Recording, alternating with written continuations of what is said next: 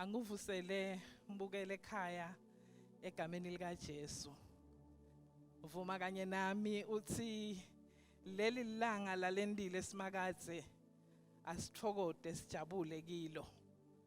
Siqhubeke kanye nawe umbonge uNkulunkulu lokuthi nje lokuphila kwami nawe akusho ukuthi singcono kunalabanye.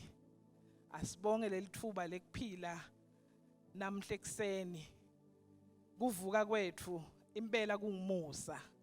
So really this is the day that the Lord has made. Let us rejoice and be glad in it. Bonga nje nonke uvusele nalo seceleni kwakho umkhuthade lo munye kulesimo lesikiso se-COVID-19 ngendeka kube kwesaba kuyamangalisa kepha sikhumbule ukuthi ukhona uNkulunkulu.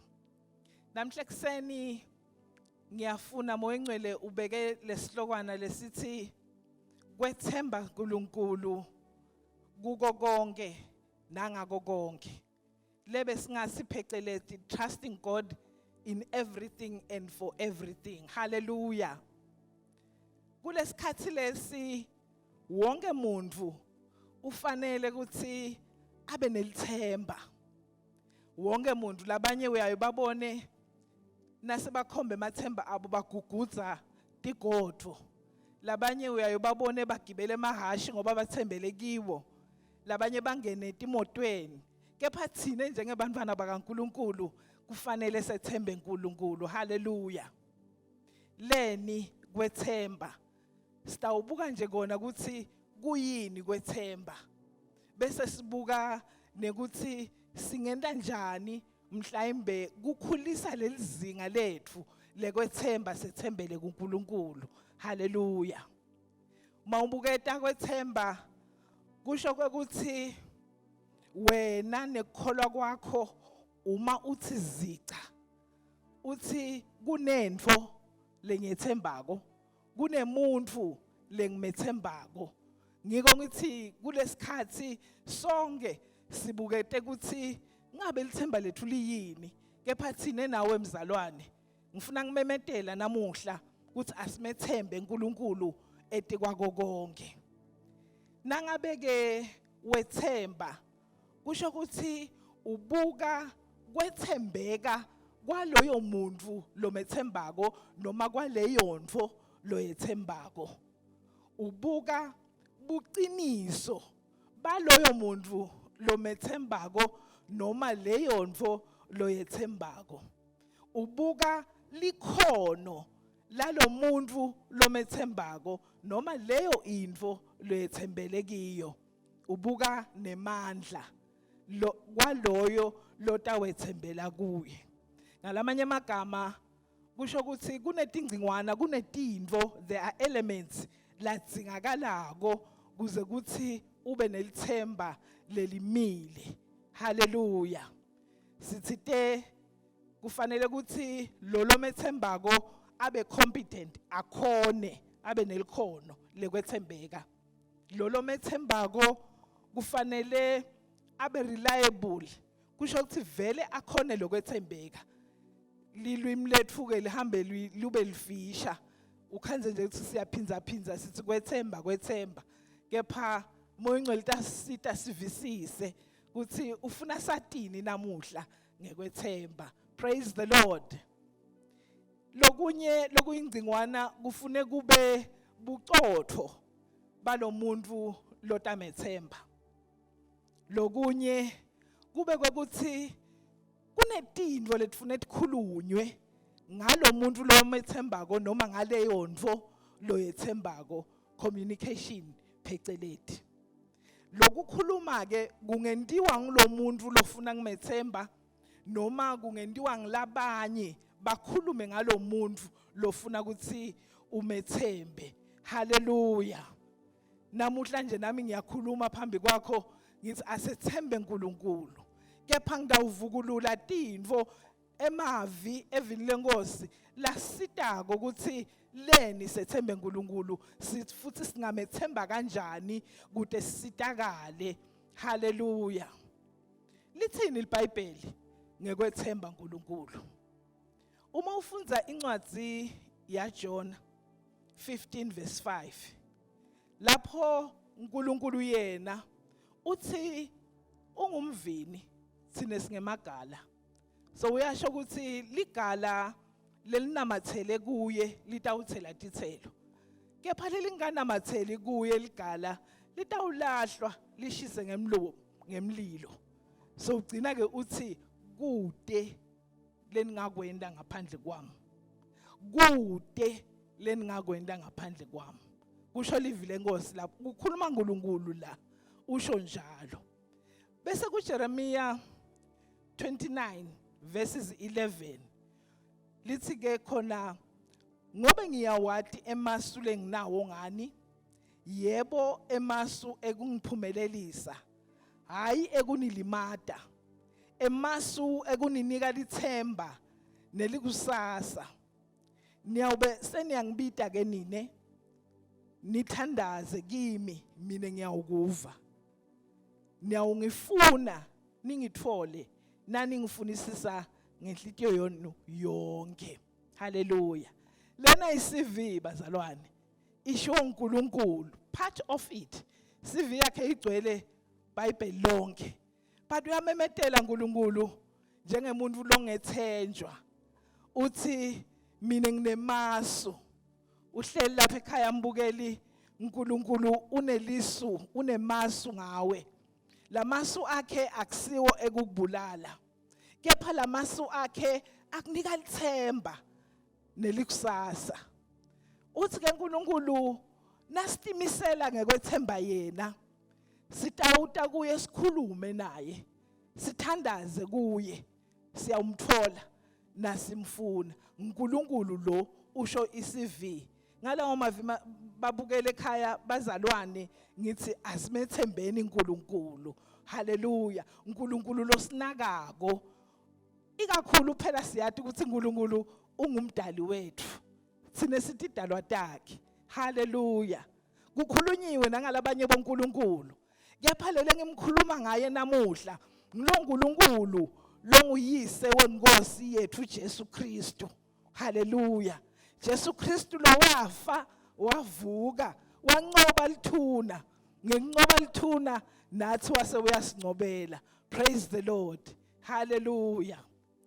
Bese ke lapha sekukhuluma ke umuntu lomunye ngithi te nawukhuluma ngekwethemba kufanele kube nekukhuluma angakhuluma lo muntu lofuna ngimethemba angaphinza akhulume lo munye umuntu ngalo muntu lokufune ethenjwe lapha sitawubuka lapha kuthi ihlabelelo kuthi uthini lo munye umuntu nakakhuluma ngaNkulunkulu sangathi uyacampaigna kuthi thembani lo nkulunkulu nami namhle ekseni lengimemetela yena ukuthi asimethembe uNkulunkulu kiso sonke isimo ngaso sonke isimo. Hallelujah. Igama lenkosi alibongwe. Psalms 55 verse 17 uthi yena nasifunza kusihlwa nasekuseni nasemini ngiyatikhalela ngibubule kuye bese uyaliva livi lami. Hallelujah. Namva lo mhlabeleli uthi kusihlwa nasekuseni nasemini ngiyatikhalela ngibubule kuye bese uyaliva livi lami. Praise the Lord. Lenye itestimony ngaNkulunkulu ikhulunywa ngumhlabeleli. Hallelujah. Kuthi ihlabelelo 55 verse 17 kanti kuthi ihlabelelo 37 verse 5 mbukeli uthi themba simakadze nikela indlela yakho kusimakadze umethembe yena ke utakuthathela inyathelo. Ngubani phasi kwemthundo welanga longafuni kube nemuntu lomthathela inyathelo? Mina ngiyafuna ngiyethemba nawe uyafuna. Kulengcinamba futhi lesibhekene nayo naletinyendi letihle sitibona tingcinamba tifika kithi letinye njengema trials na njengema test kufanele ukuthi sethembe bese kuba khona umuntu lotasithathela inyathelo. Praise the Lord. Hallelujah. La ngumuntu wesibili njengalongishido lokhuluma ngaNkulunkulu wethu lekufanele simethembe. Uyathi sebakhulume kangaka sekunafakazi lo nkulunkulu lo akethenjwe asethembele uNkulunkulu noma uhamba phi asethembele kuNkulunkulu. Praise the Lord. uNkulunkulu nje umele thine make nawe sisi, nawe bhuti, nawe babe. Umele wena ukuthi ukhombise kuye ukuthi uyamethemba. Utabeseke yena uyakulayela indlela lokufanele utithethe analokuhle ngawe njengalo ashido ukuthi unemasu lamahle. Sengathi ungaze ubukelo seceleni kwakho umtsheli uthi uyeva yini ukuthi uNkulunkulu unemasu lamahle ngawe. Praise the Lord. Hallelujah. Njengabantwana baNkulunkulu thina sifanele ukukholwa as believers. Maneke Isaiah ithi nasivelelwa tingcinamba ukhanza sesihambisa kwemuntu longakholwa. We behave like non-believers. Kanti thina sinalo uNkulunkulu lekufanele simkholwe ngaso sonke isikhathi. Hallelujah. Ngithi ke asiyekele ukuthi khanza singayinga silingisa inkukhu lengathi ifuna kujujwa inhloko. Sehla senyuka sesifuna kusita lo uNkulunkulu ngoba waba ngumfana kaNkulunkulu kulokuthi umvumile Jesu wathi uyinkosi yakho. Umvumile Jesu wathi ungumsindisi wakho. Manje ke nguye njengenkosi lokufuthi akulayele ukuthi yendani nini. Hallelujah. Thineke ngithi asiyekele kuyingayinga sesifuna ngathi siyamsita uNkulunkulu. Kuyingodi kufuna kusita uNkulunkulu. Praise the Lord. Uma sikhumbula njengabafundi beBhayibheli ukuthi kunakhokho wethu lodama kumsita uNkulunkulu. Wamangala emva kokunta leso sendo leso. Sara amethembisile uNkulunkulu ukuthi utawuba nemntwana naAbraham. Wedama indlela tekuthi asheshe akubone la bekakufuna. Wevani akajabulanga sekuna Ishmayeli. Manje ke ngithi asethembe simakadze. Hallelujah. Lo uNkulunkulu wethu ufanele kwethenjwa. Lo uNkulunkulu wethu umile utruthful. Lo uNkulunkulu wethu lakushido akagucuki kiko. Lo uNkulunkulu wethu akanyakatiswa lutho. Hallelujah. Sifundzile ngalabanye bonkulunkulu kepha abethembeki. Nathi simaSwati sifundzile ngalesibathandzako bakithi lesithi balele kepha sibabonile bangasendeli lutho. Ngiyaphakamisa namhla ekseni ngisasethembe uNkulunkulu. Praise the Lord. Sichubeke ke mzalwane mbukeli sifunze lona live lenkosi kuthi lithini kuthiwani kaNkulunkulu lesimemetelako namhla ekseni. Ku-Proverbs 3 verses 5 to 6 kuthi themba simakadze ngayo yonke inhlitiyo yakho. Ungeyami ekwatini kwakho. Matise kuko konke lokwendako. Yena uyawucondzisa indlela takho. Themba simakadze ngayo yonke inhlitiyo yakho. Ungeyami ekwatini kwakho. Matise kuko konke lokwendako. Yena uyawucondzisa indlela takho. Njengoba sibukile ukuthi kuJeremiya bazalwane uNkulunkulu uyamemetela ukuthi unalamasu ngetimpilo tethu. Uneliplani ngathi. Kepha ke sisaphila la phasi kwemthundi welanga. Akusiko lula kulati leliplan. Kepha kunye lesidinga ukuthi sikwende ukuthi simethembe lo uNkulunkulu wethu. Sibe nekukholwa lesikunamathelisa kuye lo uNkulunkulu wethu. Yena ke uyawulungisa indlela tethu. Udasikhombisa ukuthi make Dlamini hamba ngana indlela naye. Make Magagula hamba ngana indlela naye kuze utohlanganisa liplan lakho ngaNkulunkulu. Hallelujah. Liplan uNkulunkulu lanalo ngempilo yakho. Praise the Lord. Itendency ke yethu lesivamisa kuba nayo ngilokuthi sifune kwadi kuthi ngabe uNkulunkulu lesimo lesi utawusenda njani. Ngifuna kusho mzalwane, ngifuna kusho mbukeli ukuthi asingeyami ekucondzeni kwethu. uNkulunkulu evini lakhe uthi yena unemicabango lemkhulu lengafanani neyethu. Imicabango yakhe iphakeme netindlela takhe atifanani netindlela tethu. Hallelujah. Unkulunkulu lokhona kubona siphetho ekucaleni.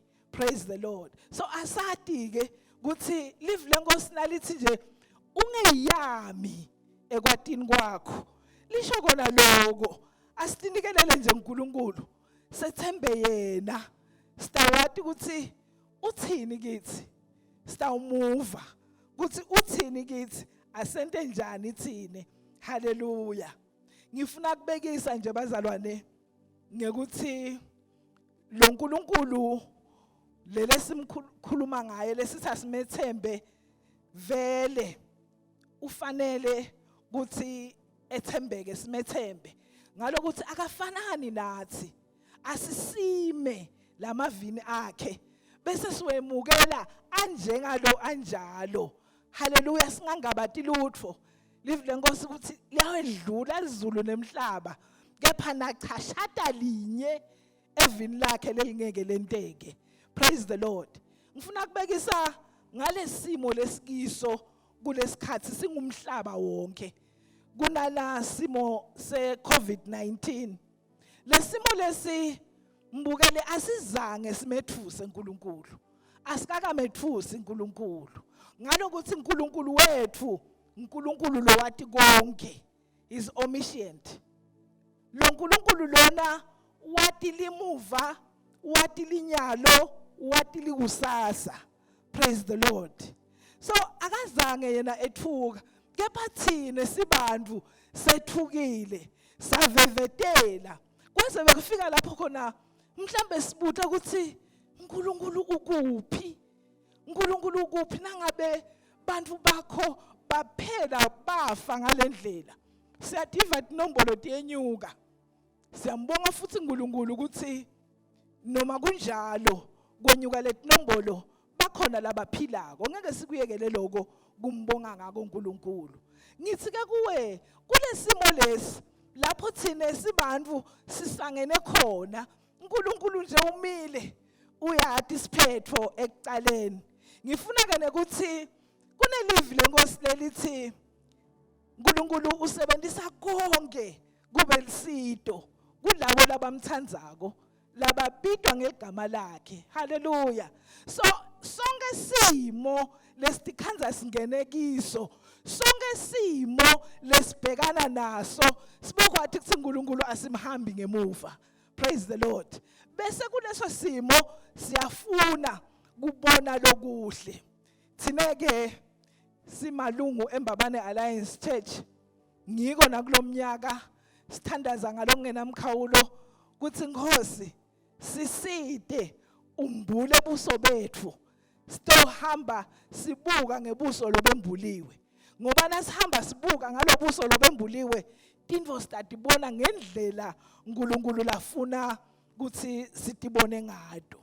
Hallelujah.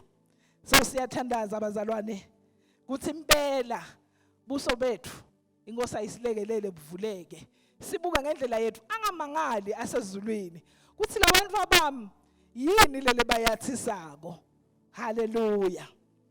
Ngithi ke kulesikhathi lapho singene khona ku partial lockdown kungendeka labanye sebakhathateke kakhulu kuthi Nkosi yami kuyawuze kube nginini singayaluki, kuyawuze kube nginini singavakasheli bangani, kuyawuze kube nginini singayindzawonye sihlangane njengelibandla ngoba uthi yena ningakuyekeli kuhlangana njengoba labanye sebakwenda kungumkhuba asihlangane njengemazalwane.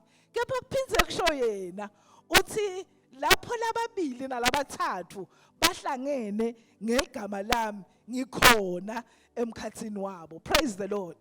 Ngifuna ukuthi kiyo yonke into asibuke lokuhle kunalokuhle lengifuna sikunyomule ku partial lockdown. Hallelujah. Isendekile uhulumende wethu awubekile lo mthetho namhlabuhlangene WHO awubekile lo mthetho we lockdown nalokunye lathi asikwende kuze kuthi siphephe ekuhambiseni nekuthatheni le virus. Kunetinto lesitibenefitako, hayi lokuphepha kuphela. Ngifuna ke ukuthi lapha nje sisahlala okay mhlambe sisacala ngekugeza tandla tikhathi letinyenti sigeze ngensipho ngemanti lahambako. Lokhu thina nyalo sikwenta ngoba asifuni ukuthola leli gciwane. Kepha ubuke buhle bako. Kukhona abantu labe bangabathanzi bakawater. Abedlala nje ngemhlabathi abuye adle.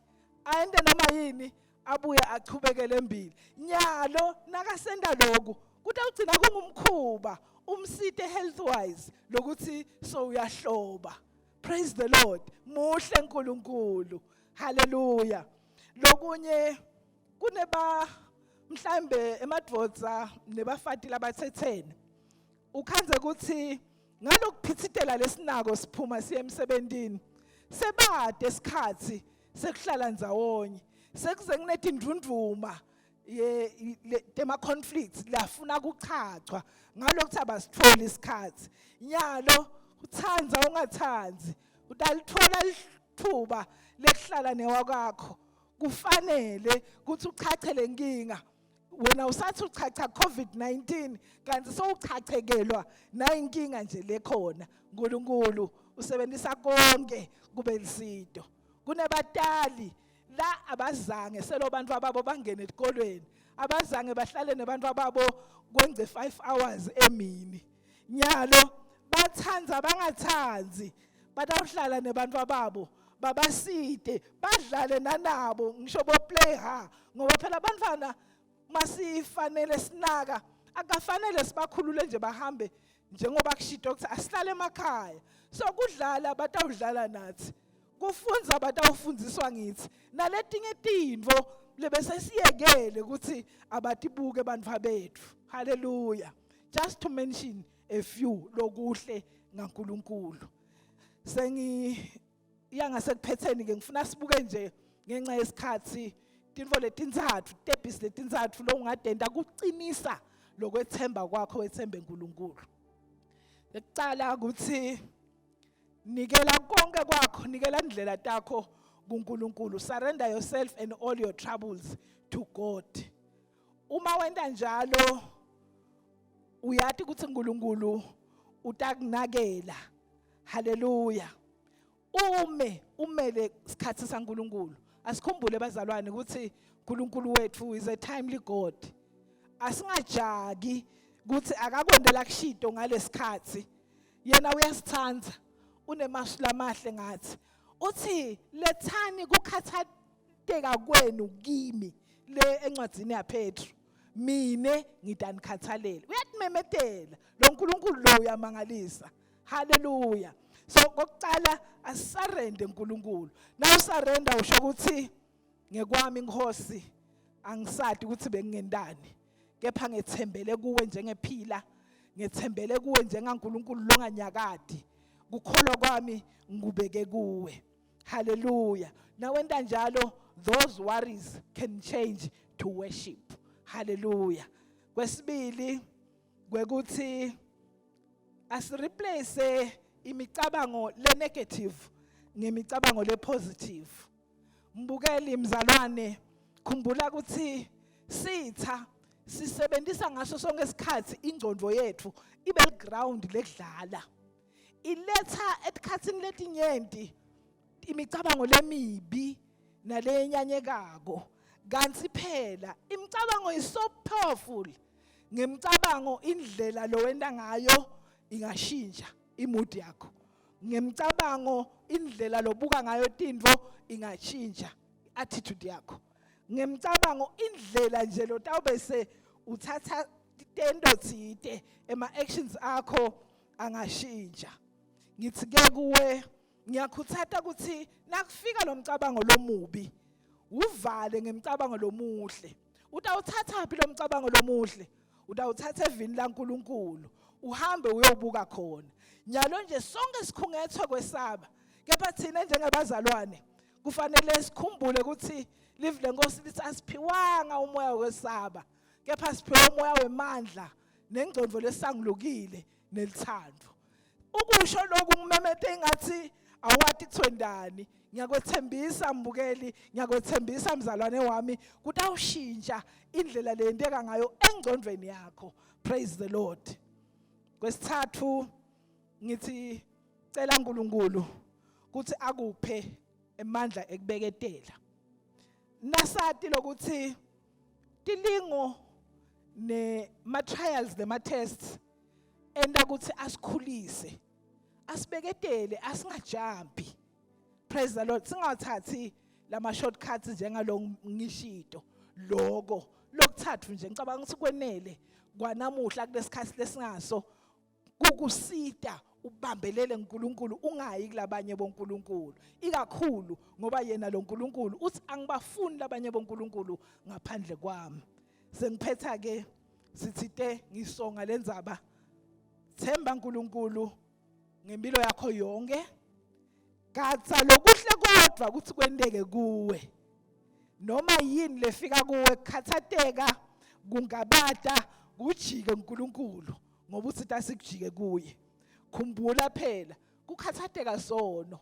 Base Philip uthi ungakhathathwa lutho. Lokho kuyasitshela ukuthi wakhathateka nje sowuphambene nelive laNkulunkulu. Praise the Lord. Gatsa ifavor yaNkulunkulu. Ngekusho njalo angisho ukuthi konke kutawuba kuhle ukuthi thaca ekuhambeni kwakho.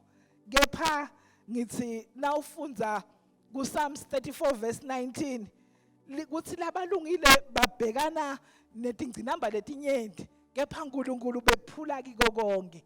Asikholele khona lapho evini laNkulunkulu ukuthi nasilungile utawusephula kiko konke. Njengoba athi labalungile khumbula ke baleka ubalekele bubi. Lalela ulalele moya ongcwele lohlala njalo nathi losiholako asiholele ebuhleni asiholele endleleni lengiyo ekugcineni. Rest in God's love. Lo uNkulunkulu walithanda live kangaka wanikela ngendvodzana yakhe ukuthi ngilona loyo loyakholwa ngiyo angafi kepha benekuphila lokuphakathi. Asesithandaze. Siyakubonga moya ongcwele ukuthi bongasinika lelithuba namhla ekseni lekusonzela phambi kwakho sikhuthatane ngelivi lakho. Siyabonga babe ukuthi uNkulunkulu lenemicabango lemihle ngathi. Lemicabango livi lakho lithi mihla isiyo yekusibulala kepha yekusiphumelelisa. Sesimile ke babe senyuse lithemba lethu sithembela kuwe uNkulunkulu. Dibonakalise babe kulesikhathi nalikhaya nangimake nangibabe nangumuntu lomusha nangumntwana so unqumile kwethemba kuwe uNkulunkulu. Mvelele babe wethu longcwele uthi tena kude nalokulukhuni lokwehlulako uNkulunkulu lo wenda tintfo letingendeki kubantu. Siyabonga babe ukuthi sisakumemeda as individuals, sisakumemeda as families, sisakumemeda as a church, sisakumemeda as a nation, sisakumemeda as a continent, sisakumemeda as a globe. Utasivelela uNkulunkulu. Sethemba wena simakaze. Siyabonga ukuthi utawuma nathi egameni la Jesu Kristu. Thank you for connecting with us once more. We believe you have been blessed by the word. Church, you are encouraged to connect with us via WhatsApp for the latest church updates and words of encouragement from our pastor. We have also created online giving platforms to make it easy for all of us to continue supporting the work of the church. Details are on your screens. Let us continue to pray for our church, country, and global community. Please keep safe and adhere to the advice given by the Ministry of Health and WHO. Do join us next time. God bless you and your family. Amen.